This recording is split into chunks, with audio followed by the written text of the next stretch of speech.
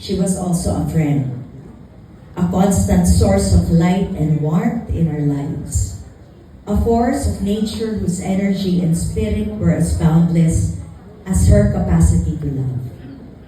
Lily Monteverde was a woman of many talents and passions, but above all, she was a woman of extraordinary kindness. As the producer of Regal Films, she carried that sense of community with her throughout her life. Her heart was her hometown, welcoming and warm, a place where everyone felt loved and accepted, especially if you were one of her cherished Regal babies.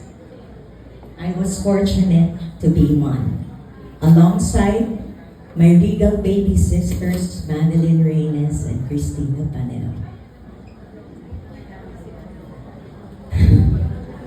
Did you know that Mother Lily was a gifted pianist? I'm sure ayan o, nag-play siya ng piano. Oh my goodness, a musician by heart. But her influence extended far beyond the four walls of her production empire. She didn't just produce films from comics or TV specials and far too many TV series. She also taught lessons of life. Patience, professionalism, kindness, empathy, practicality, and courage. These were the tenets she lived by and instilled in everyone around her. Her laughter was a melody that played on even on the cloudiest of days. Her smile, a beacon that could light up the darkest of nights. She had a zest for life that was infectious, a spirit that was indomitable. She found joy in the simplest things like her fondness of food. In doing so, taught me to appreciate those little moments that make life so beautiful. I also admire her for her love of her family, because each time I visit her, whether in her office or her place of residence, she was constantly surrounded by those she loved, her family. I am genuinely grateful to you, Mother, for giving me a break in Mano Po 3, My Love. That cemented my comeback to the Philippine entertainment industry.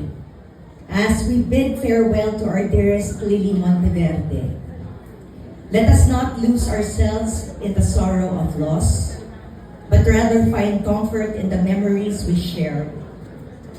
The laughter, the tears, the love. Let us remember her not with sadness, but with the joy she brought into our lives.